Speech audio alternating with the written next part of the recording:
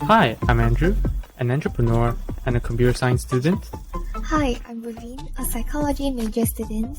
and you're now listening to the In Thoughts podcast, where we ponder and talk about incongruous thoughts ranging from our daily life to the human mind.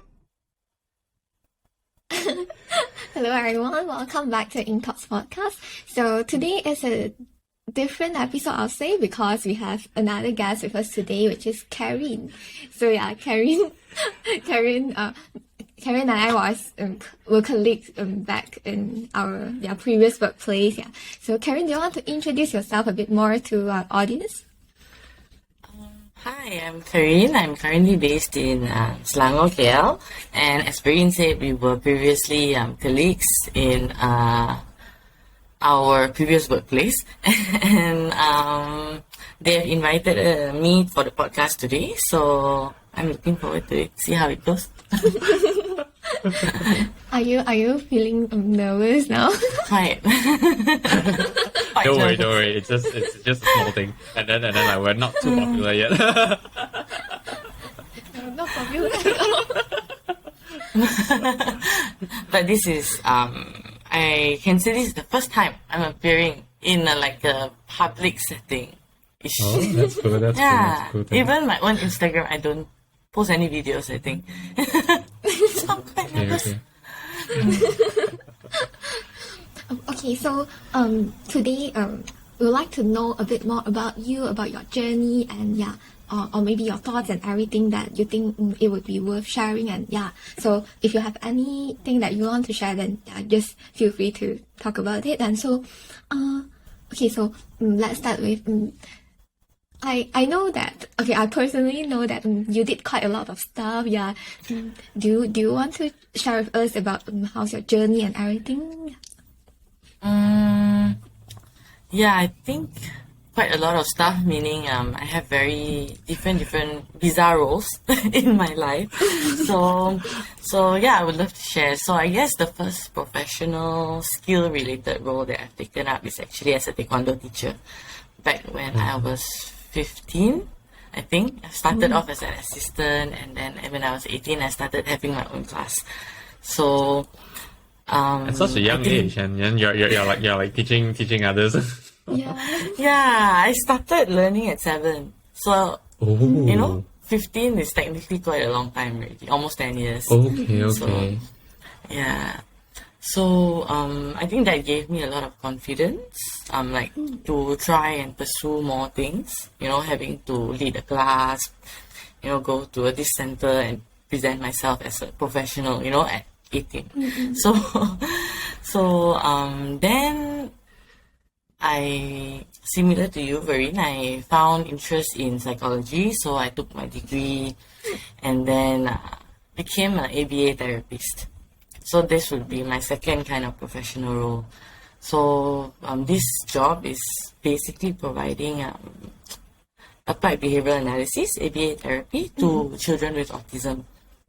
And I find myself really enjoying playing with the kids and also applying this very, very structured and also very structured but flexible, can use in any situation kind of skill, ABA, teaching kids.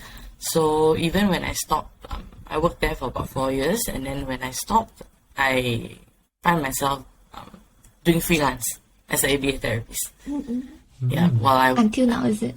Yeah, I think until just February, until the last wave of MCO of COVID. Then I used to go to children's home for therapy, but I think with the COVID going on, the children are very small, like 2.5 years old, 4, so it's a bit difficult. So then we stopped.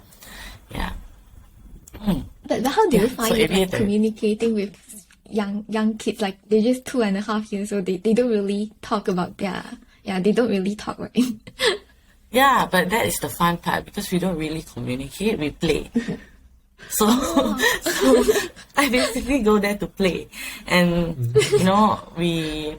I find joy in buying toys. Okay, I think it's kind of childhood, unfulfilled needs kind of thing. Yeah. So being an ABA therapist, you need a lot of toys,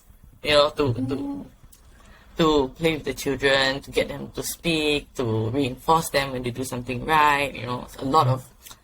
A large variety of toys. So basically for 2.5 years, we just go to the house and play together, and then get him to do small tasks, and then we play again, and then do small tasks, we play again. So not much of a communication, more of a relationship with them, I would say. I see it as quite fun. So usually you get along with kids very easily, is it? I don't think so. I don't know actually. Maybe. I think I'm suited as a role as a teacher. I think they listen to me, but I'm not sure if I get along with them. I guess so, because they might come and tell me about their holidays and things. So I guess they like me. I'm not sure. Yeah. I mean, I guess that's a really good indicator. That's a really good indicator that they don't just see you as a teacher, or they like just listen to like what you ask them to do. Instead, they actually like it's like a two-way communication. So I guess it's a good thing. Yeah, I hope so. Hope they're not too scared. Yeah, I think I kind of can understand your feeling, because last time I did like part-time tutoring, like tuition kind of stuff. So yeah, whenever those students started to tell me about a bit more about their life, their self, it feels very different, and I feel like, okay, they like me, I think. Yes. You feel like you went to another level of the relationship where like, okay, now it's not just like me teaching you anymore. Like, kind of like it's starting to get a bit like friends or something.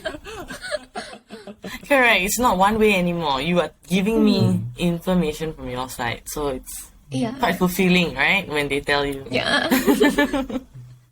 But this time when you say you find joy buying toys, it just reminded me about this.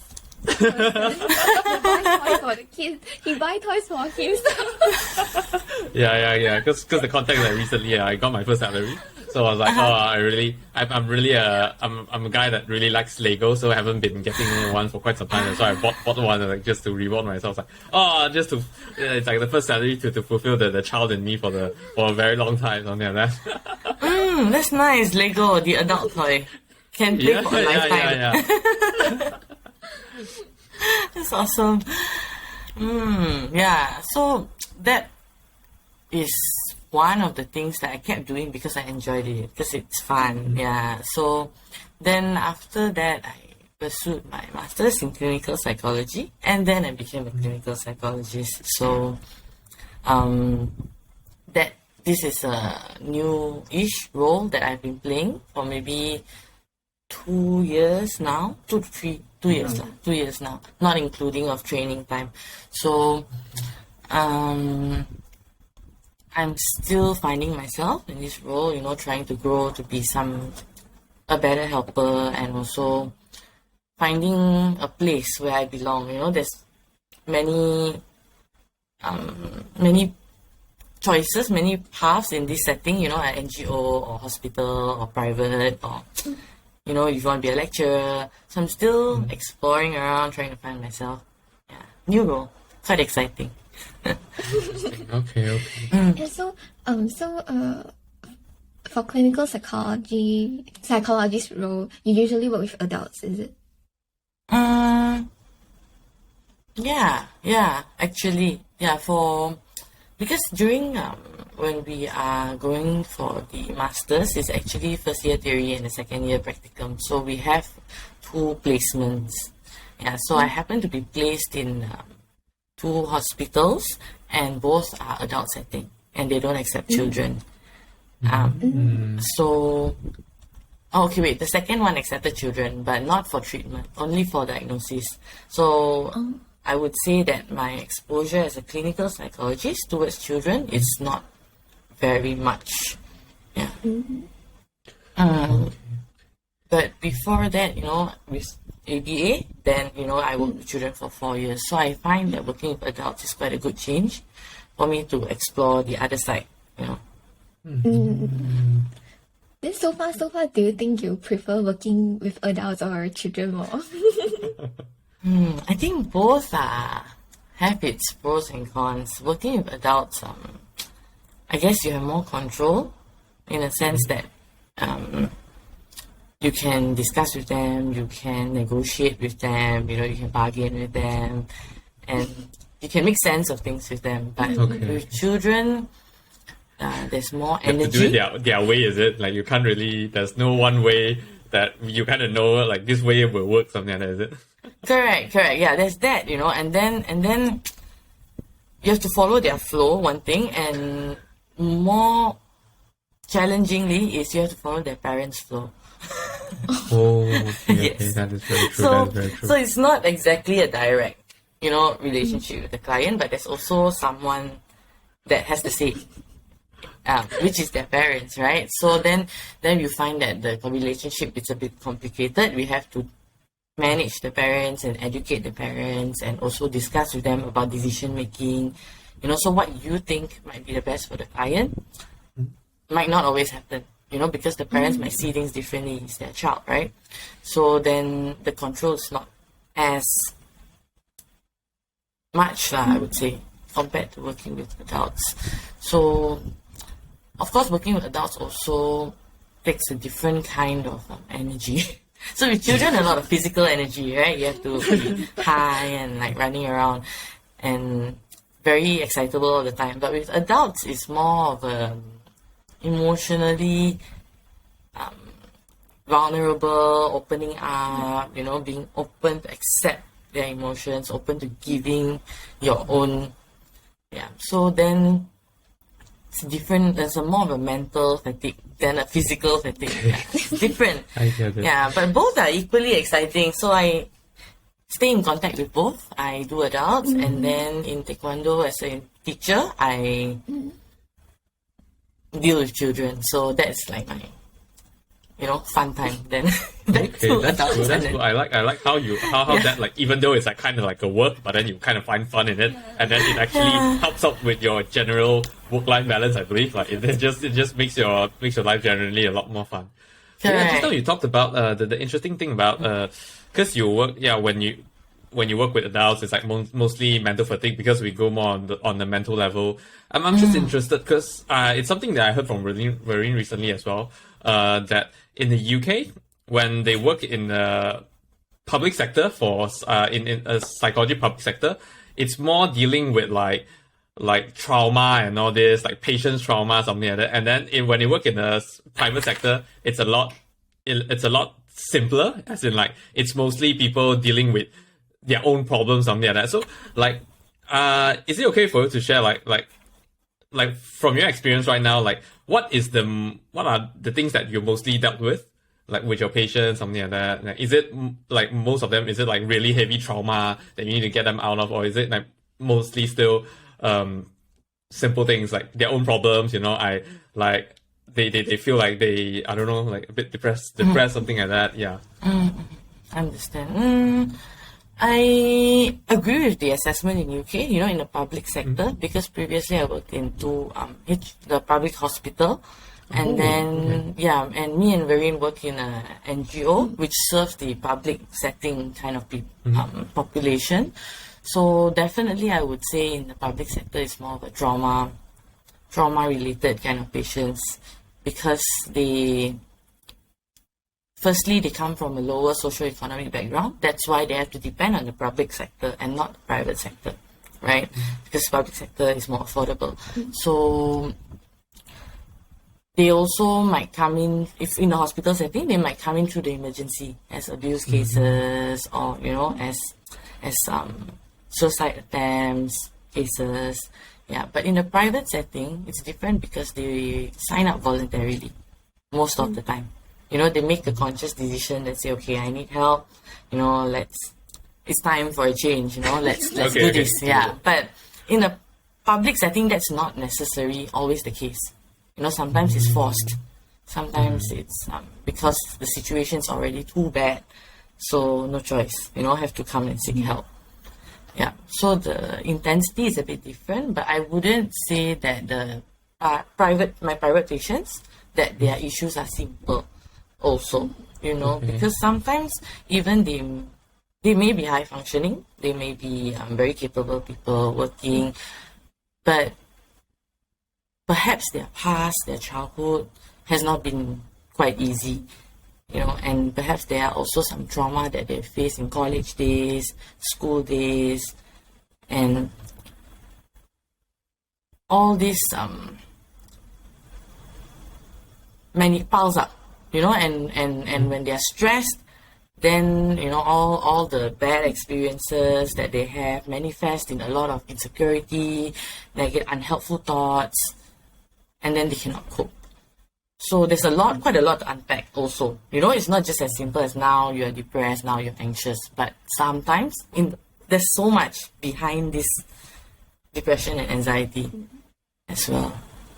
Yeah, I think we can say that what the outsider can see from this person is just the tip of the iceberg. There's a lot of stuff beneath it. Yeah. Yeah, and I think in my current practice in my private place, then private center, I tend to see a lot of young adults who just started working. So many of them say that actually I need therapy a long time ago, but now because I have money, so now I'm here, like that. So it's not something new for most of them. It's something already very chronic, but maybe because of the stigma, because of the lack of awareness in mental health, so they find that they cannot tell their parents. So they have to wait until they own their own money, then I can seek help. So therefore, again, a lot to unpack, Okay. So, Interesting. And I mean, I guess hearing that is a good sign that I guess, younger generation kind of know that this is quite an important part in their life, because I guess, it's true that when we tell our parents, they just don't understand. Just be like, maybe you're overthinking or something, like back then I went through all this stuff, it seemed like I'm fine, something like that. Yeah. And then you open your mouth and you say, I'm not fine, I want to see a psychologist. Wow. Your parents may ask, you don't have mental health, you're fine, you're totally okay. Correct, exactly. And you see, that is like the first barrier. And if the parents are kind of literate in terms of mental health, then they might say, okay, how much is it? And then they're going to say the price, which is so expensive. Yeah, and it's another layer of barrier where the parents are going to say, so expensive, can't you just go exercise or go out with your friends, go to church? Like, they will try to help them themselves, because they might not see the importance of it, compared to the cost. Yeah, or they just say like, you play too much of Correct. Or they might assess it themselves, Yeah. Yes.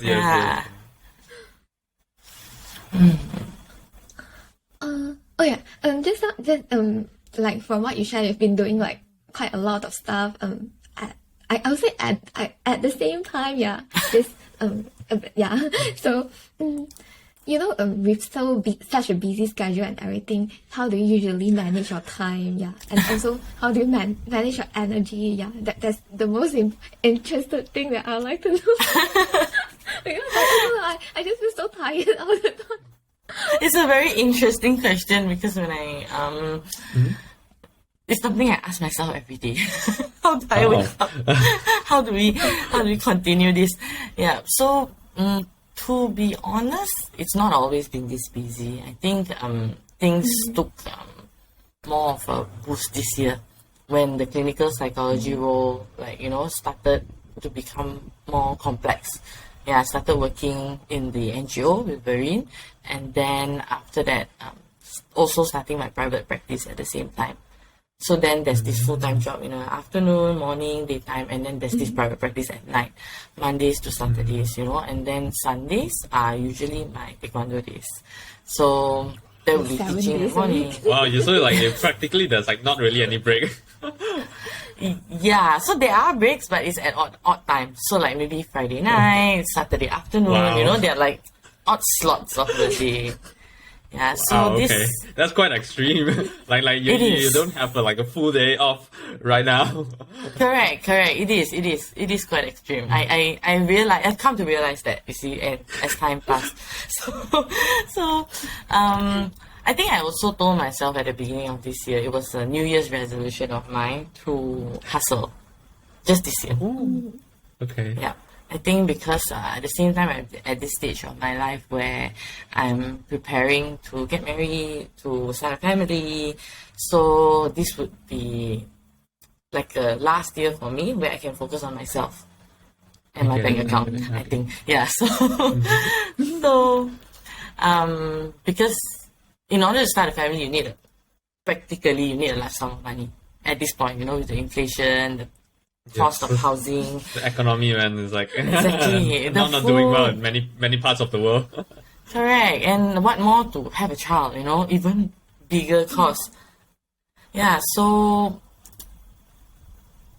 with that goal in mind, so I thought this year focus on myself, develop, and also try to grow my income so that, moving into the next chapter of my life, I don't have to worry so much about money. Yeah, and this is a vision that me and my fiancé share. So both of us say, okay lah, this year we hustle. So therefore, the 7 days a week began. So for the first maybe February to June, July, for the first half of the year, was very motivated because it was a very value targeted action, and it's just temporary. That's what we kept telling ourselves. 1 year, just 1 year, let's do this. So went all out 7 days a week. But until June, I think I started to realize that this is not sustainable, not even for a year. Yeah. So then we started cutting down. So that is when I started to cut down my ABA therapy practice. So I referred the client off to a friend that I really trusted. And then, so Saturdays became free. So I have one free day. Yes. Or at least, one half free day. Yeah. Yes, half free day. So private practice in the morning, then after 12 I'm free. So still okay lah, I think. It's just like waking up late, right? That's how I try to envision, tell myself, to reframe it in my mind. Yeah. So then having this awareness, then I cut down a bit more lah. But until now it's still busy because the year is not over. Hustle year is still on, right? Yeah. Okay. So managing several things. Firstly is I try to reframe my thoughts about working.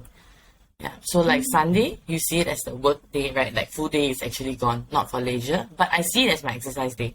I try to reframe it as fun day. So morning, go and play.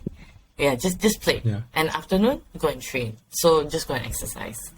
So I see it as a self-care kind of day lah. I try to reframe it like this. And I try to have fun there also. Yeah. So that then it's not so stressful. Sunday I don't dread it. I look forward to it. Yeah. Then as well as trying to always tell myself to stay in the present. It's just for now. Let's do this now. And then now you feel tired. Okay, let's take a break. Now you can do it. Do it now. Try not to think so far ahead or like ruminate about how tired I was last week, but rather just stay in the now, in the present. Yeah, and amazing. I really like. There's a few key things that I really find really motivating. First is that you can keep your New Year resolution until now. Like now it's November, you're still on it. Wow, that is already blindly impressive. And then the second thing is like I really like the reframing part because I like how you just like you kind of. Because I've seen quite a few people that they does this as well. Like yours, you kind of change your Sunday into like, okay, it's a fun day, even though I'm like working, but then I'm doing this because it's fun. I'm enjoying it. So like it's practically like kind of half leisure at least, something like that. And then I do see some people, they just kind of change it like, oh, I whenever I'm doing something, I'll think that I have to be grateful that I have this chance that I'm able to do this, and then like I have this opportunity that I'm doing. So I'm fortunate as well. Like that's something I love. And then and then the third thing is that you said how you keep yourself in the present.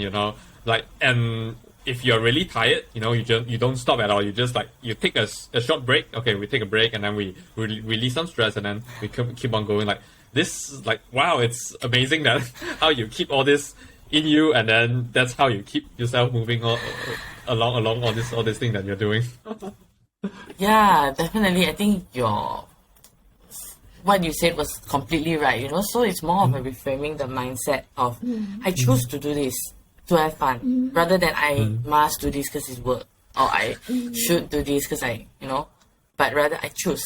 So then just go and play, So then makes things easier, and staying in the present. So of course it's not so easy all the time, and I think that without a very good support system behind me, I don't think I can sustain for so long also until November, right? Like you said. I'm also cannot believe That's it. impressive. And I Like, keep wow. telling myself, Like "2 more it's a months." New Year resolution that you've been kept towards like the end of the year already. Like that is generally a success already. Yeah, People, and they say they talk about New Year resolution, but never started until December. No, it never started, and then it ended up become next year New Year resolution.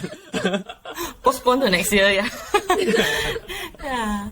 So I guess it's also because I share this vision with my partner, with my fiance. So having someone to share this drive with. So in the weekends when we're busy together, you know, and whatever needs to be compensated, we take care of each other like that. So I find that he keeps me very grounded. Whenever I start to catastrophize, then then he keeps me grounded, and my family is always behind me. So then it makes me feel like I'm not too afraid to fail. Even if I fail, then there's some support. And also finding fun in small things. Like recently I learned that I really like cats. So I've been watching a lot of cat videos. And I find that, yeah, so finding fun in small things. Like at night, maybe before bed, we have chocolate, just finding fun. Like small rewards. Do you say that they are like? Correct. Yeah, small rewards and small jokes here and there. Just laughing a bit more in life. Helps. So all this actually helps to manage the energy, and I think learning to be flexible was something I struggled with a lot. Like you all said earlier, you don't have one free day. So that's exactly how I feel when I'm too tired or when I'm burnt out, having a meltdown. I will say that I don't even have one free day. Yeah, so I think that it's not so easy all the time, but learning to be flexible was something that this hustle year taught me. If you have free time now, don't stress about work, just go be free. And then work is back, be work again. You don't have to always have 9 to 5 work mindset and then free mindset. It can be more flexible. That's amazing. Yeah. Wow, that's something that I do need to learn. I do need to learn. Yeah, something I'm still trying to adapt to.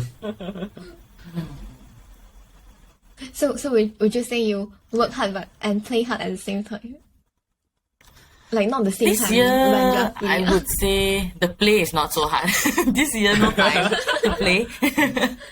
But play hard in different ways. So work hard and maybe spend a bit more on my house renovation to have a nicer place. Like that, play hard in that sense. That's lovely. Yeah. Okay. Yeah, but I like how you and your fiance share the same vision and everything. Yeah, I feel like both of you are. It just feels so nice that both of you are working towards the same direction. Yeah, so that you can do things together and everything. I'm sure you guys are too, right? And that's why you moved there to UK. I believe so. I can see that in you too. That's amazing.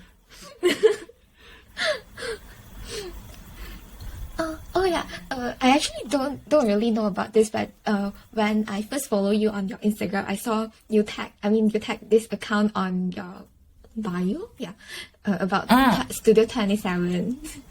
Yeah. Yes, I would love to share about that. What is it about? Oh, interesting. It's a very exciting project. So actually, it manifested out of boredom during the pandemic, during MCO. Because there wasn't much going on at that time, right?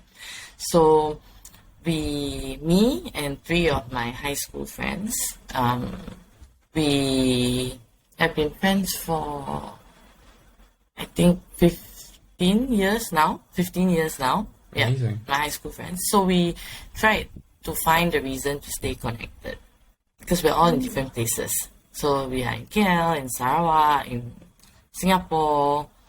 So we wanted to try to be connected.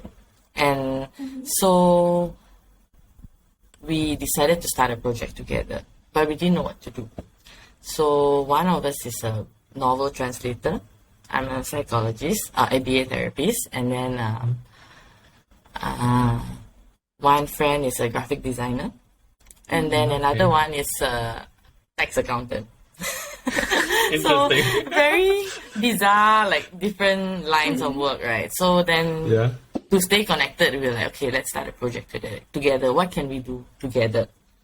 So then I don't remember who, but someone came up with the idea of making children's storybook. So one of us can draw, one of us can plan the content, which is me, and then one of us can translate, and then another one of us Someone can do the business. run the business. Yes, exactly. The accountant can run the business. So yeah, so coincidentally it was like that. So we're like, okay lah, then let's draw a children's storybook. So because I worked with autistic children, children with autism and various neurodiverse children, even children with intellectual disability, children with dyslexia, right? So I've always felt that the resources and the materials, especially the tangible ones, the not online or the tangible ones are always very expensive and not very accessible in Malaysia. Special needs tools, to help them or to teach them. So we figured, okay, why not we make a storybook that is suited for this population, that is so simple and can help to teach this population of neurodiverse children about what's going on now. Because at the same time, I was hearing a lot of parents saying that MCO is very challenging for them to take care of neurodiverse children. They stop going to therapy, they stop going to school because of the lockdown, and then they stay at home. Parents don't know how to manage them, they're confused, they don't know what's wrong, why we can't go out, why we have to wear this thing on our face, at that time. So I find a lot of parents struggle with that. At least the parents that I used to work with, they share with me. And then we are making a children's storybook. So I said, okay, why not we make a children's storybook for them? Then, so in ABA or even in psychology, we learn this technique for children. It's called social story. So we put the social context in the storybook, and then we read it to the child. And step by step, we teach the child what to expect. So like, for example, social story to go to the dentist. So, okay, today, Ali had a toothache. Tomorrow, so mommy's going to bring him to the dentist. He walks into the dentist. He sees the dental room. There is a bed. There is a this, there is a that. It helps them to prepare for what to expect. Okay. So when you reach then Ali will sit on the dental bed. Doctor will open his mouth and check for his teeth. It will feel a bit ticklish. So it prepares them for what sensations or what is happening, what step by step until all the way to the end. So once doctor checks, doctor might do this, a few steps, a few pictures might come out, and then at the end, Ali can go home, and then because he went to the dentist, he gets a ice cream or he gets a whatnot, So then they know. So before you want to bring the child to the dentist, maybe for 2 weeks before that, you might want to prepare the child. So every night or every 2 days, you read the story to the child and tell them that, okay, we're going soon, like this. So this will reduce the resistance and also their fear going into unknown situations. Yeah. Yeah, so COVID was an unknown situation. So then at that time, we decided to write a social story about COVID and also the procedures. So like COVID came to visit this town called Malaysia, and then you get sick. So you get sick here. When you get sick, you will have pain here, and then we draw out all the parts that are going to be painful. And then after that, but there's a way to fight against this COVID, and the way we do it is by our superpower. So superpower number 1 is wearing the mask, Superpower number 2 is washing our hands. So that in that sense, we make it more child friendly, and it helps them to understand what is happening. So while doctors are I still guess you make the whole thing very approachable COVID. for them. Like they can see it in their like closer to their world lah. Like the whole story is like closer to their world. Yeah, and for the social story part, when we say Ali, this name can actually be replaced with the child's actual name to make it even more relatable. It has come to a town where you are staying, so you have these superpowers. You can do this. You can do this to fight against this virus, So more, I guess, to bring awareness and also to help parents explain to these neurodiverse children what is happening at that time. Yeah. So another goal we wanted was to make it more Malaysian friendly. So we translated it into Bahasa Malaysia, Mandarin, and also English. That's what our translator friend did. So yes. It's amazing. Okay. Yeah. Yeah, So we do you printed. think this? Oh, sorry. Do you think this like social story kind of way to learn can apply the same in the normal children? Like, I mean, the way you structure the storybook, is it as applicable to the normal children? Of course. Yeah, I'm sure they would pick it up even easier. For normal children, maybe you don't even have to repeat to them every night. Once you read to them, they might pick up immediately, and they might know what to expect. They might even tell you back, then I'm gonna see this. Because I've shared it with some of my friends, younger children, like 2 years old, 3 years old. Even that they understand. Yeah, I try to think back. I believe that will help a lot because I guess the main thing is like the expectation part, because you build the expectation thing, and then like just like how when we watch cartoon, we kind of relate, like we question why, like when we go somewhere, we eat something, like it isn't like what we see in the cartoon. Like correct. if we do like how the storybook did, like it just builds the expectation, and then when you go to a dentist, you see whatever you have in you learn from the book, you're like, oh yeah, it's exactly like this, and then now it makes the image more vivid because I see actually how it looks like. It's relatable, something like that. Yeah, and I'm the main character, I'm the hero here. I'm the princess in the story. So how exciting for them, Yeah. I just suddenly thought of like, wow, I'm like imagining how good a mother. I mean, you will be. How good you will be as a mother, like I don't know. supporting your children. I hear that from a lot of my parents, of the children that I deal with, but I honestly cannot imagine. I think it's different, right? When you work with other people's kids, you kind of just see them for a few hours and you send them off. But with your own children, it's all the time. So, I'm not. I hope so. I'm not sure, but I hope so. Well, that's something we'll learn, but I believe, yeah, you can do well. So is the project still ongoing until now? Yeah, so the COVID book is already out, and we've also already donated it to several NGOs like NASOM, and we've also sold it for like only 15 ringgit, I think, per social story. Or like 15 or 15, 15. So we printed like a batch, and we sold off that batch, and then after that we wanted to wait for the second story to print another batch together with the second story, you see. But our friend, the illustrator, has been quite busy ever since the lockdown ended. Then back to work, so everyone is back to work. So I guess the second book is still in process, and perhaps once it's out, then we might continue. So the project is still on in a very, very slow pace, but it's still on, I think.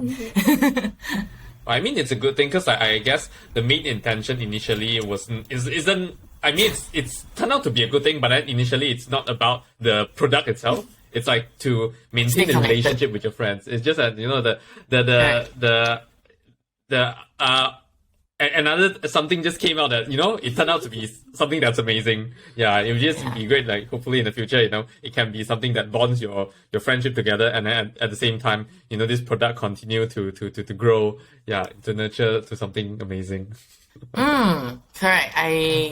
I guess so. And I'm very curious about your podcast as well. Is this the same intention when you all started the podcast together?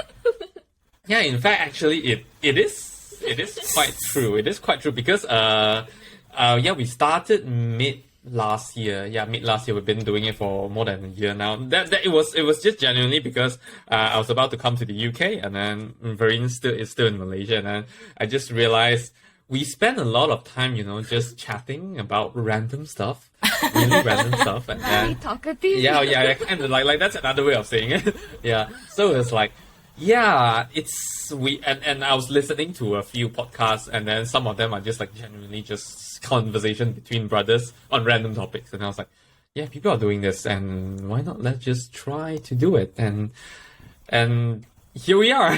but like right now, like I guess it's kind of like what seems similar to the project that you've been doing as well. Like you guys are slowly moving a bit, above a level where you try to create a product that is genuinely, good, helpful to the community. So we just do podcasts. We just talk about stuff, and then now that's why we try to invite. We set like a small goal every single month where we try to invite the guests onto our podcast, and then just to share about their journey, like the things that they're doing, something like that. Yeah, that's So really initially good. it was literally just for us to like connect when I'm in the UK and then she's in Malaysia. So like we have something similar that we can talk about.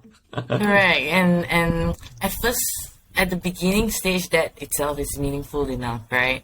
Mm-hmm. Yeah, and like you all said, you're taking another step towards it, being more and more complex, more and more community-based, more outreach, more awareness. Yeah. And that's amazing. I'm sure you'll go somewhere soon. Slowly. Slowly. Like, Just we kind of started. just take this.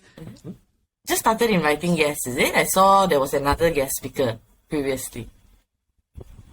Yes. I mean, okay. The guest kind of goes back quite some time ago. But then, like, back then, we didn't, like, we just casually find friends. And then we just find it's interesting. And then we just, like, bring that up. And then we just talk about stuff.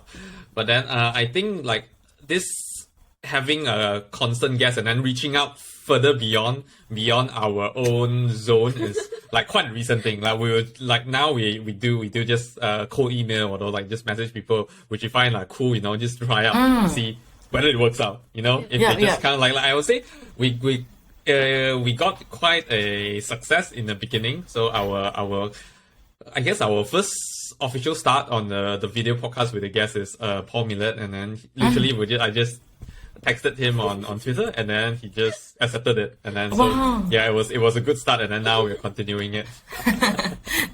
That's great. I think that you all seem very driven and also very passionate about this. I think looking good. It's looking good.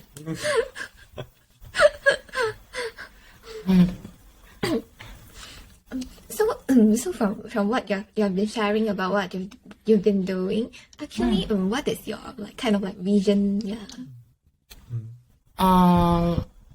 Like what I want. Yeah, like a vision to for life, something like that. see. What you like you've been doing so many things, like you even dabble with side projects. Like do you just do all this, just because it's fun, or like do you have like kind of vision, long-term vision, yeah.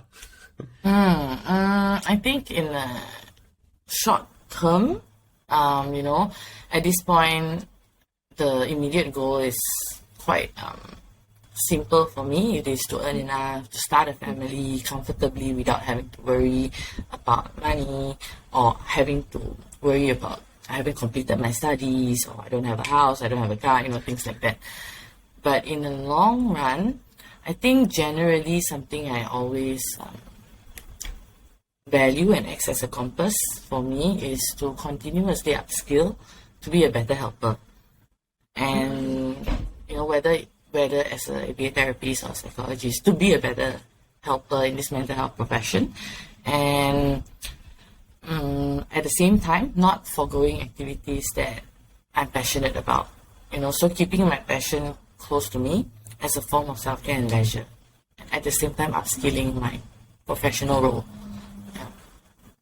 So this would be a long-term vision. Amazing. Okay. Yeah, I think quite a number of people in Malaysia, when they are working in the mental health field, they would kind of hope or see themselves opening a clinic Center or or something like something. that themselves. Have you ever thought of that?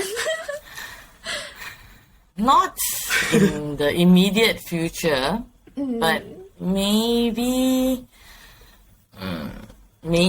if I have some trusted partners to start up with, and also maybe when I feel that I have enough or sufficient level of experience, because starting a center is not just being a helper, right? It's also being a businesswoman, it's also being a HR and all these other skills that might be needed, an accountant.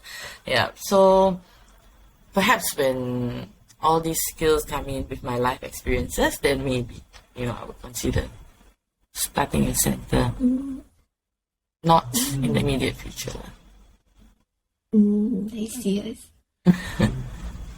Oh yeah, just now I remember you talk about like as of now in your private practice, many people that come in is like young adults. Actually, what do you think about the current awareness of mental health in Malaysia? I know I think ever since like COVID, people have been talking about it a bit more. But do you think is it just a very surface level kind of awareness, or actually people really think about it? Because I think in the UK it's quite different, because like deeply rooted here, like I have to talk about my mental health first before anything else. Like they kind of just put it out everywhere. Like even like university, they publicly put on Instagram and everything, telling that if you have mental health problem, feel free to come to there's like departments, there's like numbers you can call, and then there's like weeks where they focus on mental health. Like they call it's quite funny. They call it Wobble Week. So like sometimes like throughout, I think it's like around mid semester right now. It's around there. So I think I received the email last week. Yeah, so many students might be too overwhelmed, might be too stressed, and then there's a bunch of events for you to calm down, for you to to talk about what you think, for you to get your feelings out, something like that. That's amazing. That's a really good practice to have, especially at the timing that you mentioned, in the middle of the semester, when usually university students are at their peak stress and assignment level, right? Yeah, they remind you that, hey, we have these things for you to have fun with, to practice self-care, come join us. I think that's really good. So it's taking a step more than just promoting awareness, right? It's actually helping, enforcing policies that help. Yeah. So I think in Malaysia the awareness is growing, like Vereen said, especially after the pandemic, even more so, right? You hear people talking about mental health. Yeah. And especially, I think the awareness has been growing among the Gen Y, Gen Z population from age like 18 to 40 years old. Yeah. So I would say that it's getting there, but mostly in the urban areas. I'm not so sure about the rural areas, because I do online therapy in my private practice, so I get clients from all over Malaysia. But I find that they are mostly in urban places like JB, Melaka, Penang, Selangor, KL, but not so many from other places. Maybe Kuching, KK, cities lah. But then still like cities lah, like cities of like states. Correct, urban-ish area, yeah. So it's getting there, but there's still much to be done. More awareness work, especially in the more rural kind of population. Yeah, but it's like Verena said also, is it like a surface level? I think that being aware doesn't mean that you don't still stigmatize it. Correct? And it's important to go a little bit above and beyond than just being aware, but also to be able to talk about it and to, help others be aware of it, to openly share it, openly not stigmatize it, just openly talk about it and, reduce the stigma, encourage those who are suffering to reach out for support. I find that maybe especially in the parents, older generation, people, or even in our generation, they might be aware, okay, mental health is important, depression may cause this, anxiety may cause this, but the stigma is still very strong. Yes, it is there, it's real, but it means I'm crazy, or it's still bad. People will isolate me, I won't get a job, if I'm in a medical school, I might get kicked off, So stigma is still there. So that is probably what I mean by, awareness there, but not quite fully. Okay. Yeah. But what I find presents more as a challenge now is the mental health literacy. So there's awareness, but some individuals most individuals are at this stage where they know half, they don't know half. So which I feel that it's a bit worse than not knowing, because then you tend to do a lot of you read stuff on Facebook, you hear some stuff from family members, and then you jump to conclusion, you self-diagnose, then so that's not very helpful, and that is the stage that I feel like most Malaysians are in now, because there's not enough awareness work, there's not enough literacy training that what is depression exactly, and why is it important not to self-diagnose. There are currently more than 200 recognized mental illness, ranging from depression, anxiety disorders, schizophrenia, PTSD, to even developmental disorders, intellectual disability, right, and all that. So when you turn to the internet for answers, you might head down the wrong path, and it might worsen your symptom and your overall quality of life even more. Yeah, and what I find dangerous is, when my clients come to me and they say, first, hi, how can I help you? And then they will say, I read online, I have BPD. Oh, I read online, I have depression. Wow, already got diagnosis, come in. So then I get a bit concerned, because you read online, but the fear is that, firstly, you might miss a medical diagnosis. You might miss a medical problem. Perhaps maybe like you say that it's panic, my heart beats very fast. It could be a heart issue or a thyroid issue.